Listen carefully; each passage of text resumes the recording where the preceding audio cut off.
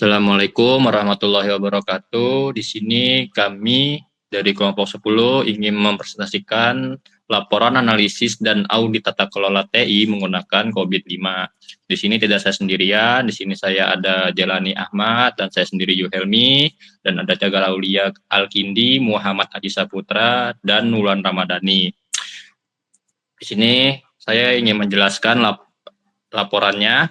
Laporan ini menyajikan analisis dan audit tata kelola teknologi informasi menggunakan kerangka kerja COVID-5 di lembaga pendidikan.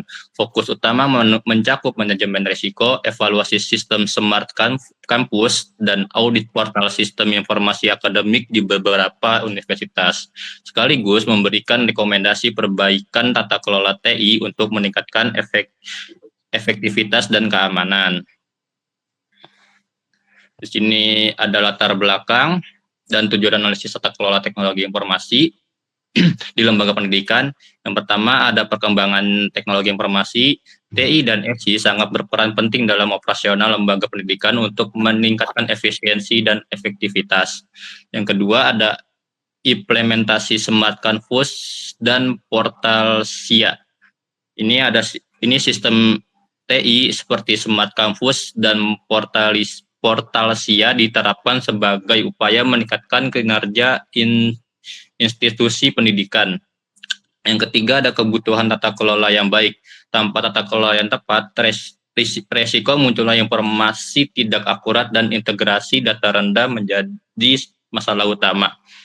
Tujuan penulisan laporan menganalisis audit TI menggunakan COVID-5 dengan fokus pada manajemen risiko, audit Smart Campus, dan rekomendasi tata kelola.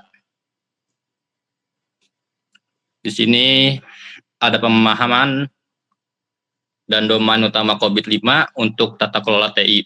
Yang pertama ada pengertian COVID-5, kerangka kerja tata kelola TI yang membantu organisasi mencapai tujuan dan menciptakan nilai optimal dikembangkan oleh ISACA sejak 1996.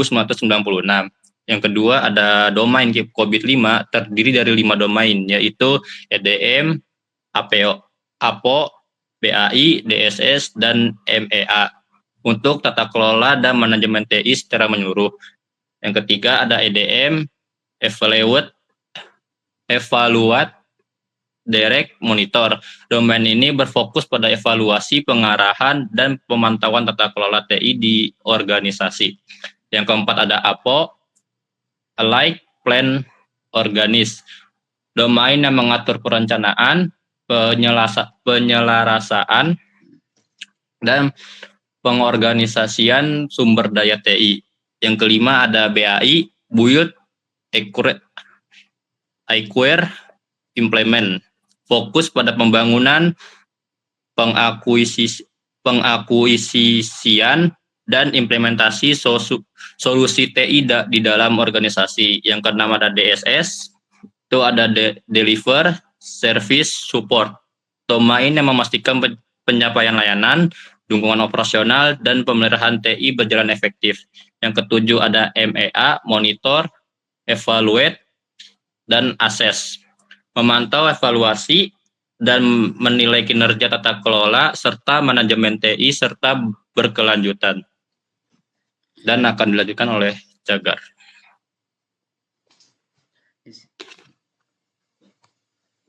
Di sini ada domain COVID-5 dan penjelasan konsepnya. Di sini ada 4 domain dalam COVID-5 dengan fokus pada pengenalan tata kelola TI. Yang pertama ada Align, Plan, dan Organizer. Organizer yaitu IPO, fokus pada strategi TI untuk mencapai tujuan organisasi dengan 13 indikator proses termasuk APO 12 yang menilai resiko. Yang kedua ada Build, Acquire, dan Implement, memberikan saran untuk mengubah strategi TI menjadi layanan melalui 10 indikator proses. Yang ketiga ada Deliver, Service, dan Support atau DSS, berfokus pada pengiriman layanan dan pengelolaan, keamanan, serta operasional TI dengan 6 indikator proses. Yang keempat ada Monitor, Evaluate, dan Assess, yaitu MEA, memastikan proses TI dinilai secara berkala untuk kualitas dan kepatuhan melalui 3 indikator proses. Next. Ini pada off cam apa? Di sini model tingkat kematangan COVID 5, penjelasan skala tingkat kematangan proses TI COVID 5 dari 0 hingga 5, yaitu level 0, proses tidak lengkap. Proses TI pada level ini belum lengkap dan tidak memenuhi tujuan yang ditetapkan. Yaitu ada level 1, proses yang dilaksanakan. Proses telah dilaksanakan tetapi masih belum terdokumentasi dengan baik atau terkendali, yaitu ada proses level 2, proses terkelola. Proses ini sudah terkelola sesuai kebijakan dan prosedur yang ada untuk memastikan konsistensi. Yang ketiga ada proses terbentuk. Proses ini telah distandarisasi, terdokumentasi, dan diikuti secara konsisten di organisasi. Sekarang ada level 4, proses terprediksi. Proses ini dapat diprediksi dengan metrik dan pengukuran kinerja yang jelas. Ada proses 5, proses mengoptimalkan. Proses terus-terusan diperbaiki dan dioptimalkan dengan inovasi dan teknologi baru. Next. Di sini ada metodologi penelitian dan tahapan penelitiannya. Di sini ada metode penelitian dengan kuantitatif, menggunakan survei dan wawancara untuk mengumpulkan secara sistematis. Di sini ada tahapan penelitian utama meliputi survei, lapangan, studi literatur, pengumpulan data, analisis SPSS, dan diskusi hasil. Selanjutnya akan dijelaskan oleh Aji.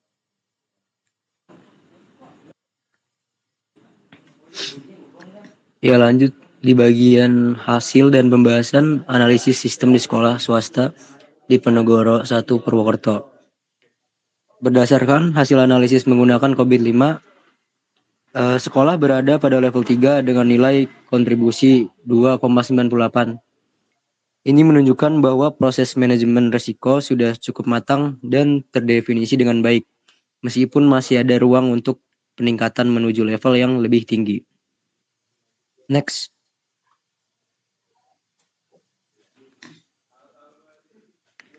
Lalu lanjut masuk ke audit sistem informasi Smart Campus. Pada grafik ini, kita bisa lihat bahwa semua proses manajemen di Smart Campus Universitas Cikubang, Semarang sudah berada pada level kematangan yang cukup tinggi. Sekitar 3,9, artinya sistem berjalan stabil dan sesuai standar COVID-5. Lanjut. Lalu lanjut ke bagian penilaian berdasarkan capability level. Semua proses DSS 01 sampai DSS 06 sudah mencapai capability level 2. Artinya seluruh proses sudah dikelola dengan baik sesuai target minimal yang ditetapkan. Selanjutnya akan dibacakan oleh Jailani. Ya, baik, kita masuk ke sini ada diagram batang dari audit portal sistem informasi akademik atau Portalisia. Di sini hasil audit domain DSS dan MEA ini terlihat dari DSS di situ udah 2,95. Rata-rata pada gap level Portalisia sebagai tolok ukur kapabilitas. Lanjut.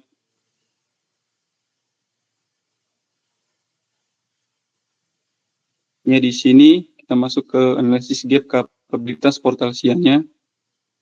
Perhitungan kesenjangan antara tingkat level saat ini, AS atau IS dan harapan to be pada Portalsia di sini DSS 0 dari 2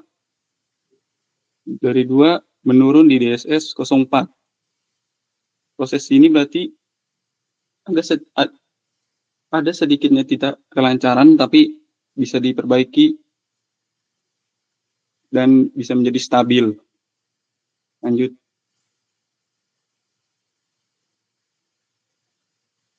Ya, kesimpulan dan rekomendasi IT governance ini.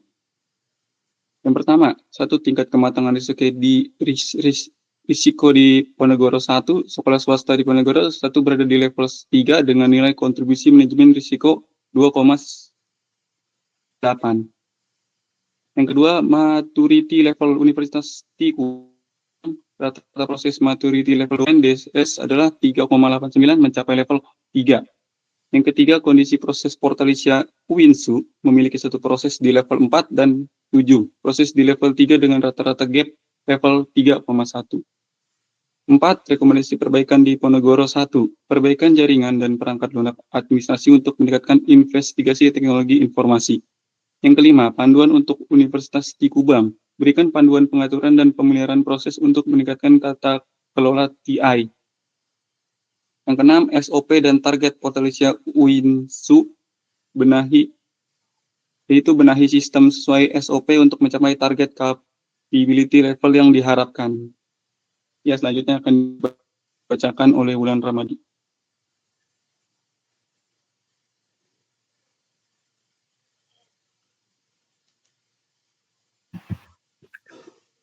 Oke, rekomendasi untuk meningkatkan tata kelola TI.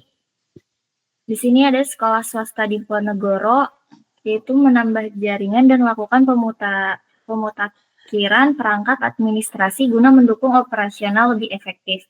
Universitas Tikubang, pastikan semua proses didukung oleh infrastruktur memadai serta pelatihan yang berkualitas.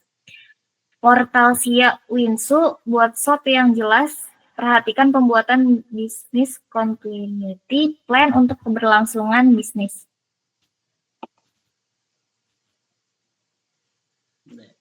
Oke, di sini ada daftar pustaka. Referensi utama terkait audit dan analisis tata kelola TI menggunakan COVID-5. Audit teknologi informasi di Tikubang, Semarang. Penelitian oleh Iqbal Axel Mora dan kawan-kawan menggunakan COVID-5. Domain DSS pada Universitas Tikubang Semarang tahun 2022. Analisis sistem informasi sekolah swasta. Jayanti dan Setiadi mengkaji penerapan COVID-5 di sekolah swasta di Ponegoro 1, Purwokerto pada tahun 2022. Audit portal sistem informasi akademik. Galaska dan kawan-kawan 2024 melakukan audit portal SIA dengan framework COVID-5 DSS dan MEA untuk sistem akademik. Langkah selanjutnya dalam meningkatkan tata kelola TI, implementasikan rekomendasi yang diberikan, laksanakan semua rekomendasi yang dihasilkan dari analisis dan audit tata kelola TI untuk memperbaiki sistem dan proses yang ada dengan tepat dan terstruktur. Lakukan evaluasi berkala terhadap sistem. Adakan evaluasi rutin untuk mengukur efektivitas tata kelola TI agar dapat mengidentifikasi dan mengatasi permasalahan secara proaktif demi memastikan kinerja sistem yang optimal. Pastikan keberlanjutan efektivitas, monitor dan pertahankan peningkatan tata kelola TI demi mendukung pencapaian tujuan organisasi secara konsisten dan berkelanjutan dalam lembaga pendidikan.